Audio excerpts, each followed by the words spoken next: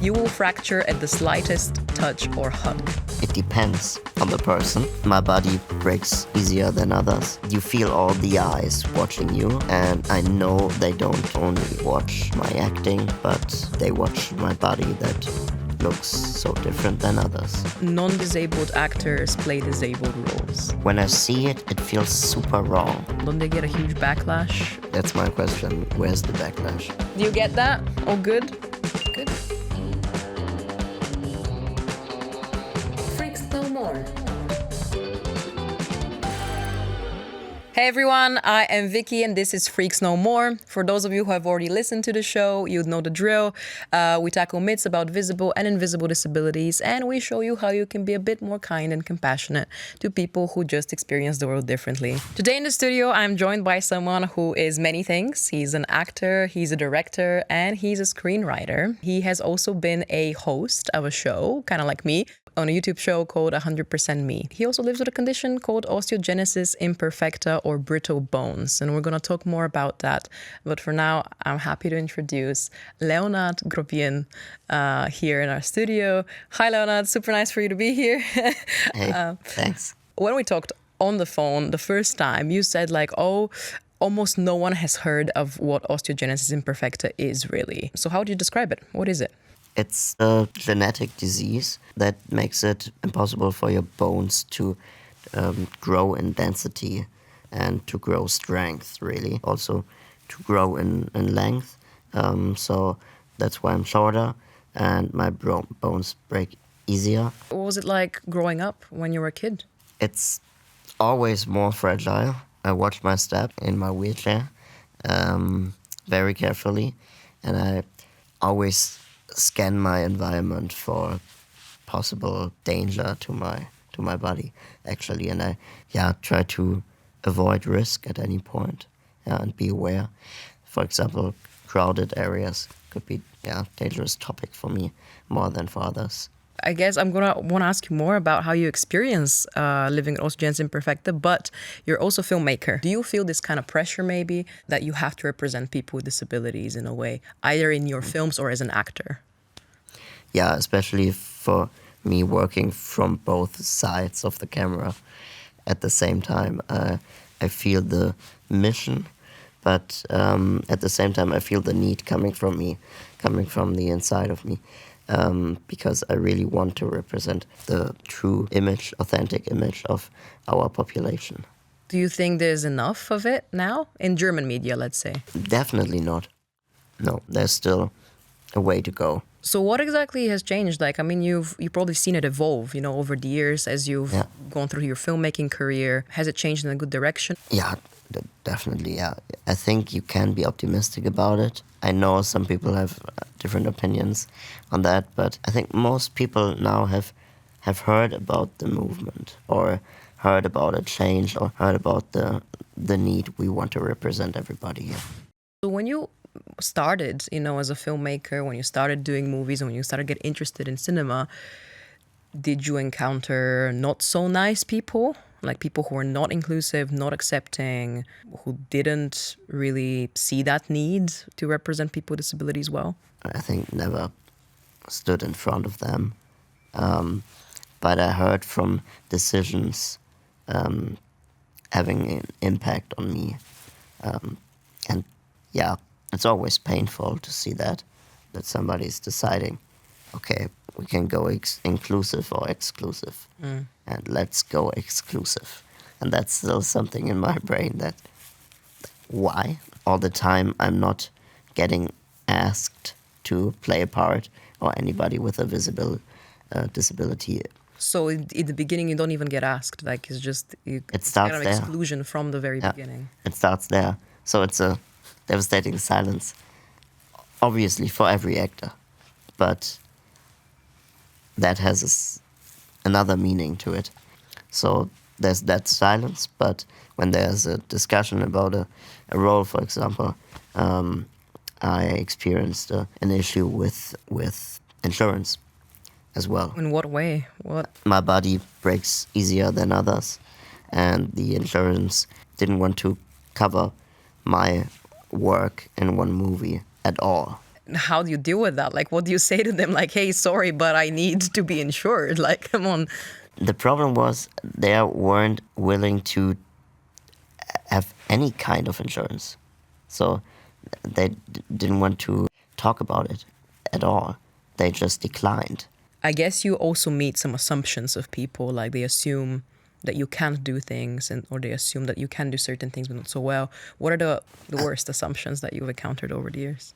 That I'm not a good actor because I have a disability. There was a theater head of that wrote in an email that wasn't sent to me, wasn't meant to be read by me, that it's, yeah, nice to watch him, blah, blah, blah, but he's not an actor. Oh, God. And I don't know what else I was in her opinion, but I participated in that play, and yeah, that might be the worst. And I mean, we talk about worst assumptions, but have there been cases where probably like a lot of people compliment you on your acting, on like your films and so on. Like, what are the, let's say, I don't know, good assumptions? Because of my disability, people see me in a wheelchair. They assume that I'm smarter than others. And that's plain stigma. I don't know. That's just, yeah. I was talking the other day to an audience about representations of autistic people in the media, and this one film, Rain Man, where like Rain Man is like a genius and like can count cards in poker and can calculate numbers really fast, which is of course like a ridiculous assumption that all people are like this, or autistic people are like this. So I guess it's kind of similar. Yeah. People, yeah. Yeah. It's an image that has been ingrained into our heads from all the movies, TV shows, and so on. Yeah. And it's so dangerous when that's being Rain Man the only form of representation for autism. Yeah. And it's valid for, all sorts of disabilities, not just like autistic people, but how they're represented on screen and how that affects people's perception over the years. Talking about assumptions, though, behind me we have a spinning wheel. And for people that listen to us and watch us, they would know about it. So every color corresponds to something. In this case, usually we do only myths, but in this case, there will be both myths and some truths about osteogenesis imperfecta. So whenever you're ready, spin it and we see where we land. Okay, let's go. Let's do this. Okay. This is something that me and you talked about when we first met. You will fracture at the slightest touch or hug. It depends on the person. But me personally, no.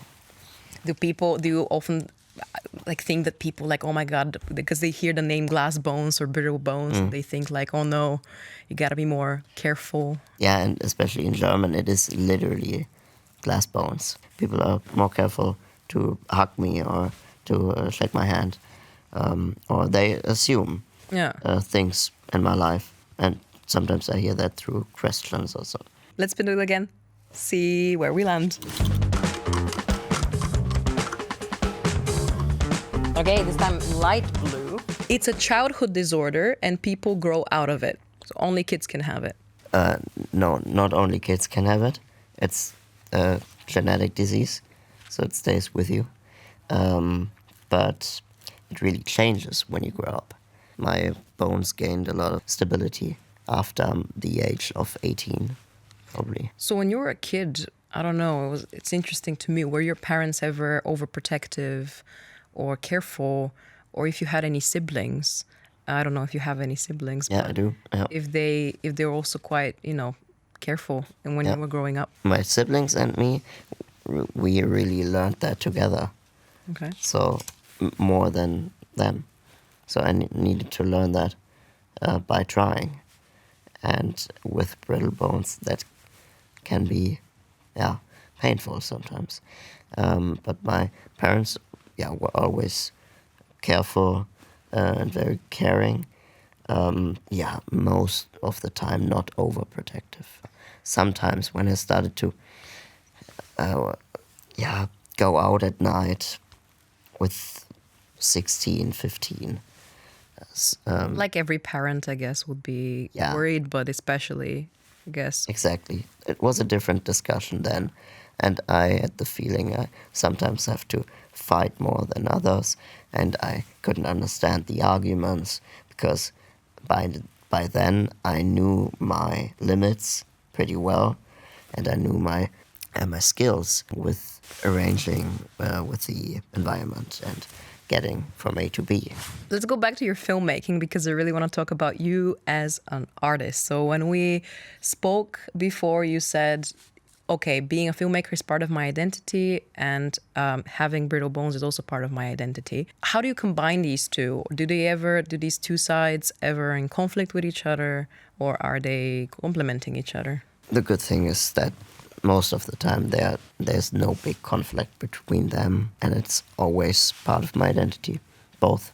So it will be a part of my stories, not with the name of brittle bones or with a wheelchair or with a visible disability all the time through all the stories or characters, but obviously my perspective is different. I mean, as a writer, I guess you're very attached to anything that you produce. But do you have any particular favorite characters that you've written? By now, that really can change quickly in a few weeks. But by now, I think the main character of my first fantasy script. What is your fantasy script about, if you can reveal a little bit of it? I can. I mean, for me, it's not a secret. I love to share it. It's not published yet. It's not even funded or shot yet. By now, it's just a story written on pages. It's called Elua Lara, and it's a mixture of her name, Elua, being the ultimate anti-hero for an epic saga, maybe a trilogy even. Cool. So, you're gonna be directing a trilogy.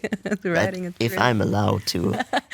Yeah, I would ask for that if that's possible. Yeah, that would be amazing, unbelievable. I guess as a filmmaker, you always gotta, make sure that you have enough support and enough funding to do a project. Let's say if money was not a problem, it was not an issue, you didn't have to apply for all these places to get funding and support. What would be the biggest dream project? No money involved. Imagine you have all the money in the world. What would you do? I think it would be that trilogy. Some Lord of the Rings franchise even. So that would build an entire world around that. Not only movies, maybe video games and maybe comic books. I'm really looking forward to seeing the trilogy if, hopefully, fingers crossed, it will happen, manifesting it. Talking about cinema, there is always this debate that I hear, probably our audience has heard of, that non-disabled actors play disabled roles. I witnessed that. I am emotional about that topic because when I see it, it feels super wrong. And just recently, 2 weeks ago, I visited an award, and there the actress who won the Actors Award, played someone in a wheelchair. And the role had the disability for the whole time of the movie. So the role didn't gain the disability through the story at some point. So when something like this happens, the director of the movie, the cast and so on, don't they get a huge backlash for basically casting someone that's non-disabled for a disabled role? That's my question. Where's the backlash? Yeah. So there wasn't any for that particular? No, the movie won another award in that night. And that was kind of devastating to see. Without being connected to any of the crew members or the artists involved. But it just feels super wrong. In my work, I often talk to other journalists about how the media can do better in portraying people with disabilities. And oftentimes in news articles that talk about disability and so on, people don't even try to involve disabled voices. I try to educate other journalists and say hey, I know that we're journalists and we're busy.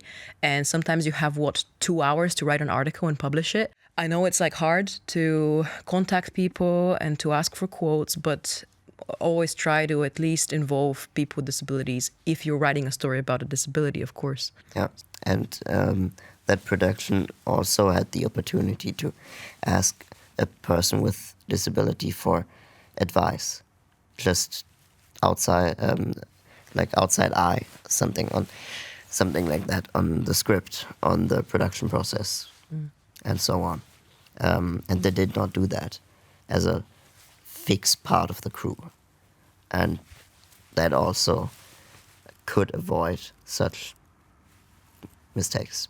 You started acting, I think, pretty young. Has that relationship with you being very present, either on stage or as an actor in film, how has that relationship with you and your body evolved over the years? I started being in front of the camera on purpose with 13 years old, something like that, 14 years old maybe, for my own YouTube channel, just talking in front of the camera or doing small bits, scenes, comedy stuff. Cringe, definitely.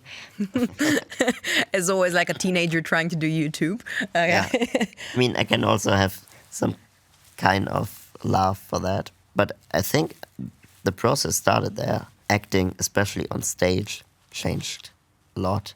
In what way? You feel all the eyes watching you, and then I know they don't only watch my acting or listen to my voice, but they watch my body that looks so different than others, and probably very different to their own bodies. Yeah. So where do you feel most vulnerable in a way, like most exposed, like in front of a camera or on stage? A true author would say writing at my laptop. Writing? Oh. But because the truth finds the page there, and that's all true me. But I don't want to be so pathetic right now. On stage would be the answer. On stage? Yeah, just on stage. And if there are not a lot of other people involved. My first play was with just another person on stage. So yeah, I felt a really big constant focus on me, and through that I learned to have another different relationship to my body. And you've won an award, I think, on like Cannes Short Indie Film Festival, no? Yeah, exactly. Yeah. I think that was my first award ever there. How did it feel? I'm thinking like how, I don't know, if I was there, like I would be shitting myself, thinking like I don't know what to expect. I don't know if people would like it, and like being screened on a huge film festival with a big audience. Yeah. Same, I would have been. I wasn't there. Oh. Because the team wasn't invited. At all? Like you? Yeah, I still don't No. really understand those festivals, those kind of festivals, especially because the movie won something, and yeah, I think our director was there, but nobody else. That's a shame. Like Yeah. it would have been super nice to like see your own work on screen and. Yeah, totally. I mean, I was allowed to witness that in Saarbrücken at the Max Ophüls Festival, and in Hamburg, and in Rochester, New York as well. So that was epic to be invited there, to take that long journey, and that was really, really exciting. We have a time machine in the studio. Again, for the people that know us, know what it is. We go back in time and we explore a little bit about the history of disability and how language around disability has evolved and changed. Okay, whenever you're ready, you press it. 3, 2, 1. Our first stop is ancient Egypt. In the beginning of the 20th century, archaeologist John Garstang uncovered a 3,000-year-old mummy in a small sarcophagus in Beni Hassan, Egypt. He hadn't seen human bones like these before and thought it was the mummy of a monkey. Decades later, X-rays revealed the truth. It was a small child with brittle bone disease. We jump to 9th century CE with a Viking twist. A legendary Norse leader, Ivar the Boneless, could not walk but ruled armies. Modern reconstructions suggest that his bones were unusually flexible and that he might have had brittle bones. And now we transport to the Arabian Peninsula with writings dating back to the 18th century. An Arab named Satib was described as having bones only in his head, neck, and hands. The rest of his body could be folded like a cloth. Text read, he was carried where he liked on a net made of palm tree branches. And although some of these writings could not be confirmed, his story shows that brittle bone disease was recognized in various cultures. In the 19th century, Dutch anatomist Willem Vrolijk noticed that a baby's bones were imperfectly formed and gave the condition the name osteogenesis imperfecta. Finally, people realized that it's not a curse, it's just biology. Today, advances in genetics and medicine allow for precise diagnosis. And these ancient cases remind us that osteogenesis imperfecta may be rare, but its story is as old as civilization itself. So we're back now, back in the real world. After that little trip back in time, I want to ask you, what kind of things still need changing in your world, in theater, in acting, and in cinema? Sometimes I see the fear of the unknown, and I don't know how to change that. But I think when we're used to see people with all kind of different conditions and disabilities in media, in our day-to-day life, in our jobs, as our colleagues, friends, and idols, then I think we have arrived, and then those prejudices and this big fear of coming closer is gone. And it shouldn't be just about, let's say, casting disabled actors for disabled roles, but also casting disabled actors for any sorts of roles. Exactly. Not just to think about disability as like the separate thing. Yeah. That is just, we have disabled actors portraying this particular disability in a film, in cinema, but actually casting them as just actors. Yeah, that's a really, really important part. Yeah. It was a brilliant conversation. Thank you so much, Thank you. Leonard. It was great. Thanks. Thank you. I learned a lot from Leonard today, and I hope you did too. If you're just listening to us but not watching us, check out our YouTube version. It's really cool. There's many colors. You're gonna like it. And if you have any questions or comments or questions towards Leonard even, we have an email inbox, freaks@dw.com. Write to us. Bye from me, and as always, be patient, be kind, and be understanding. Freaks no more.